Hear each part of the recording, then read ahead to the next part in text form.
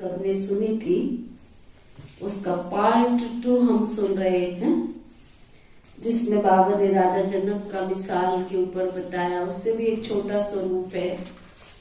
बाबा ने कहा 52 अवतार बाबा बता रहे थे। तो बाबा ने कहा जो आत्मा और परमात्मा है वो सबसे छोटा सा स्वरूप है। तो बाप ने आकर के मायावली जो बलवान है उससे 3 पैर में सभी कुछ लिया, अर्थात संपूर्ण समर्पण बनाया। आप लोगों को भी संपूर्ण समर्पण करना है, अर्थात जो भी माया का बल है वो सभी कुछ त्यागना है। कितनी बाबा गहरी बात बता रहे हैं कि तुम्हारे पास जो भी माया का बल है वो माया का बल तुमको त्यागना है। माया का बली नहीं बनना है, लेकिन ईश्वरीय शक्ति में बलवान बनना है। तो जैसे वो 3 पैर पृथ्वी के दिखाते हैं ना, 3 पैर दिखाते हैं, तो ये कौन सी 3 बातें सुनाई जाती है जिससे संपूर्ण समर्पण आ जाता है। दिखाते हैं ना 52 महाबली से ब्राह्मण रूप में, बामन ने छोटे से रूप को धारण करके 3 पैर पृथ्वी में सब कुछ ले लिया था। तो बाबा कह रहे वो 3 कौन से 3 पैर कौन से थे बताओ, आएगा समझ में आपको कौन से 3 पैर थे? है ना, कितनी अच्छी बात। लोग तो कहानियां सुन रहे हैं, कहानियां सुना रहे हैं, बस पता ही नहीं किसी को 3 पैर कौन से थे। 3 पैर में सब कुछ ले लिया।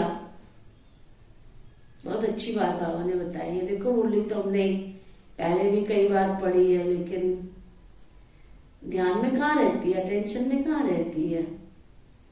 3 पैर में सब कुछ ले लिया हमने। कहते हैं 3 पैर पृथ्वी, 3 पैर में सब कुछ ले लिया उन्होंने। 3 पैर, तो वो 3 पैर कौन से थे? मनसा वाचा और कर्मणा के लिए कौन सी शिक्षा दी है? मनसा वाचा और कर्मणा के लिए कौन सी शिक्षा दी है? अगर वह 3 बातें याद रखेंगे तो संपूर्ण समर्पण हो ही जाएंगे। ये 3 बातें कौन सी? एक तो देह सहित सभी संबंधों का त्याग, देह सहित सभी संबंधों का त्याग। मामेकम याद करो बस। ये तो हो गया मनसा। वाचा के लिए क्या शिक्षा मिलती है? हर समय जैसे मोती चुभते हैं ना, इसी रीति मुख से रतन निकले। 1-2 को पत्थर नहीं, लेकिन ज्ञान रत्नों का दान देना है।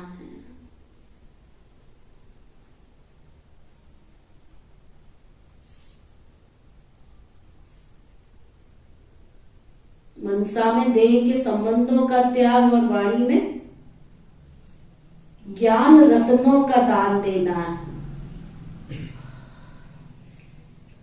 और करुणा के लिए यही याद रखो कि जो कर्म मैं करूंगा मुझे देखकर और करेंगे।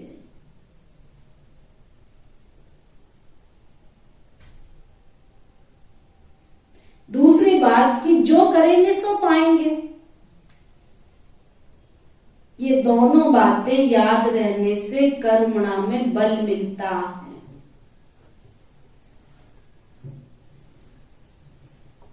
अर्थात जो भी सभी के संपर्क में आते हैं उसमें बल मिलता है, समझा। मनसा वाचा कर्मणा के लिए इन मुख्य बातों को याद रखें तो फिर संपूर्ण समर्पण जो हुए हो उसकी संपूर्ण समर्पण हुए हो तो उसको अविनाशी बना सकेंगे। ऐसे में यहां संपूर्ण समर्पण का नशा चढ़ा और बाद में कम हो जाए। किसी को लाल चुन्नी पीली चुन्नी पहनते हुए देख लिया, समर्पण हुए तो नशा चढ़ गया, बस हमें भी समर्पण कर लो, हम भी समर्पण हो जाते हैं। बाबा कहते तो ये अविनाशी याद आपको अविनाशी बना करके रखेगी। अगर आप कुछ डगमग हुए तो फिर समस्या भी आपको डगमग करेगी। आपके डगमग होने को और समस्याओं को देखते हुए लोग भी उसका तमाशा देखेंगे। बाप दादा तो देखते रहते हैं। बताओ साथ किसके रहेंगे? अच्छा बोलो, बाबा किसके साथ रहेंगे? जो साथ छोड़ देंगे उनके, कि जो साथ रहेंगे? किसके साथ रहेंगे? बाबा के सदा साथ रहेंगे। है ना इतनी अच्छी बात। कहीं कहते बाबा साथ नहीं देता, लेकिन बाबा साथ किसके रहेंगे?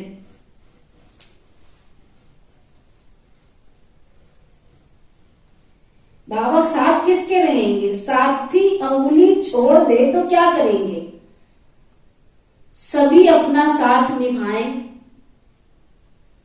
बाप दादा तो किस न किस रूप उसके साथ निभाने अर्थात अंगुली पकड़ने की कोशिश करते रहते हैं।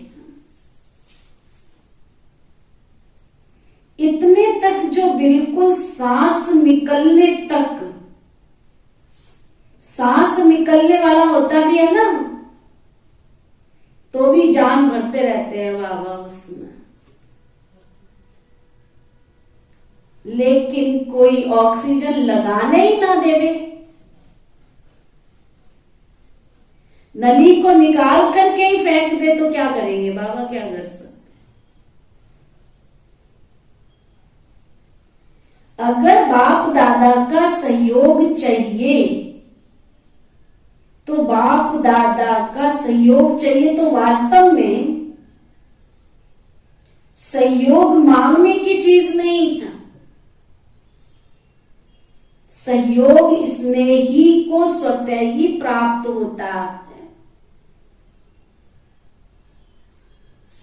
आप बाप दादा का स्नेही बनो तो सहयोग स्वतः ही प्राप्त होगा। मांगने की आवश्यकता नहीं है।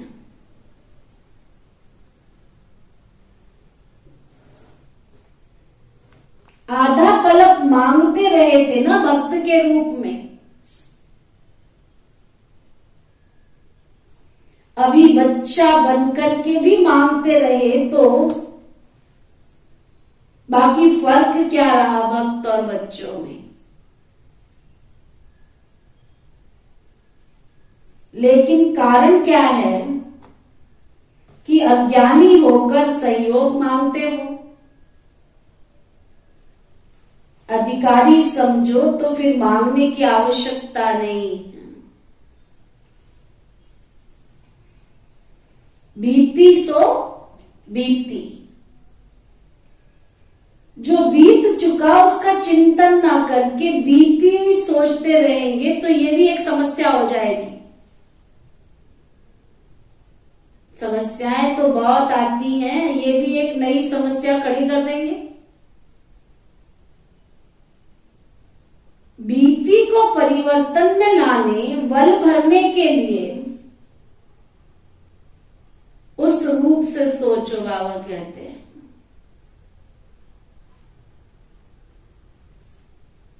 अगर ये सोचेंगे कि ये क्यों, क्या, कैसे हुआ, अब कैसे होगा, जंप दे सकूंगा, नहीं दे सकूंगा, क्वेश्चन नहीं करो। बाबा कहते क्वेश्चन मार्क के बदली फुल स्टॉप, बिंदी लगाओ। बिंदी लगाना तो सहज होता है ना। क्वेश्चन मार्क तो लिख सके या नहीं लिख सके, लेकिन यहां क्वेश्चन लगाना सभी को आता है। बिंदी लगाते जाओ तो बिंदी रूप में स्थित हो सकेंगे। म्यूजियम या प्रदर्शनी में आप लोग समझाने के बाद फिर क्या करते हो? तो बाप दादा भी आज पूछते हैं कि आप भक्ति के पश्चात क्या करोगे? यज्ञ के कार्य को कैसे आगे बढ़ाओगे? अपनी उन्नति का साधन क्या करोगे? दैवी गुण धारण करना, स्नेही बनना, ये तो करना ही है, लेकिन प्रैक्टिकल रूप से क्या देंगे? जैसे आप लोगों ने सुनाया कि अपने बाप दादा के परिवार के स्नेही सहयोगी बनेंगे। जो सहयोगी होंगे उनकी परख क्या होगी? वह परिवार और बाप दादा के विचारों और जो कर्म होते हैं ना, उनमें एक दो के समीप होंगे। एक दो के मत के समीप आते चले जाएंगे, तो फिर मत भेद खत्म हो जाएगा। एक तो मददगार और वफादार, उसका तरीका भी बताया। दूसरी बात यह है कि जो भी संपूर्ण समर्पण होते हैं ना, उनको अपना तन, मन, धन और समय, ये चारों चीजें कहां लगानी चाहिए? कहां लगानी चाहिए बताओ? ईश्वरीय सेवा।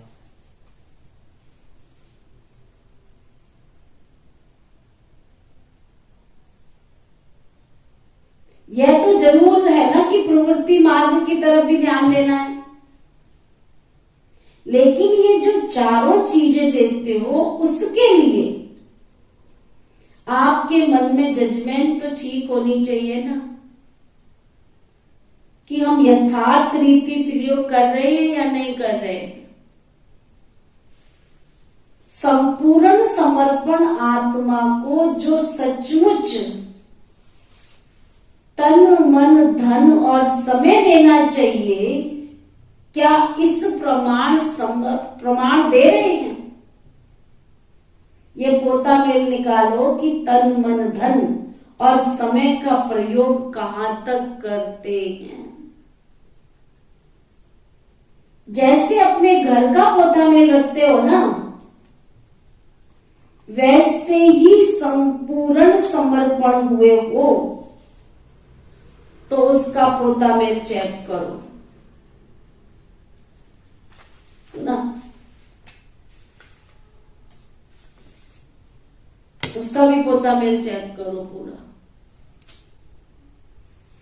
तन भी कहां और कैसे लगाया सारा दिन मैंने, ये शॉर्ट में लिखो, लेकिन स्पष्ट, क्योंकि डिटेल भी होता है परंतु कईयों का स्पष्ट नहीं होता है। पूरा 4 पेज का 10 पेज का खत लिखेंगे परंतु स्पष्ट कुछ भी समझ में नहीं आता। गोलमाल है भाई, गोलमाल है ना। बाबा को पत्र लिखते हैं ना, गोलमाल। बाबा कहते हैं इसलिए शॉर्ट भी और स्पष्ट भी। जितना जितना शॉर्ट और उतना स्पष्ट लिख सकेंगे उतना आंतरिक स्थिति भी स्पष्ट और क्लियर होगी। संकल्प को शॉर्ट करेंगे तो समाचार भी शॉर्ट होगा और पुरुषार्थ की लाइन भी क्लियर होगी तो समाचार भी स्पष्ट होगा। इसलिए इसमें सारा पोता मिला जाएगा। तीसरी बात ये याद रखने की कि मनसा वाचा कर्मणा जो कुछ भी अब तक पुरुषार्थ की कमी के कारण चलता रहा उसको बुद्धि से बिल्कुल ही भूल जाओ। जैसा कि अब हमारा फिर से नया जन्म हुआ है। पुरुषार्थ में जो बातें कमजोरी की हैं वो सभी यहां ही छोड़कर जानी है। सुना? फिर पत्रों में ये नहीं आना चाहिए कि ये तो हमारे पिछले संस्कार थे उसके कारण ये हो गया। बाबा कहते हैं जबकि संपूर्ण समर्पण हो गए हो तो ऐसे ही सोचना कि दान दी हुई चीज है जिसको अगर फिर स्वीकार करेंगे तो उसका परिणाम क्या होगा। ठीक है, हम पार्ट 2 यहाँ पे पूरा करते हैं। बहुत गहरी बात है और हम ये चेक करेंगे। बाबा ने कहा मनसा वाचा कर्मणा तन मन धन सब कुछ स्पष्ट लिखो। स्पष्ट छोटा लिखो लेकिन लिखो जिससे कमियां दोबारा हमारे अंदर प्रवेश ना कर सके। ठीक है, ओके। ओम शांति शांति शांति।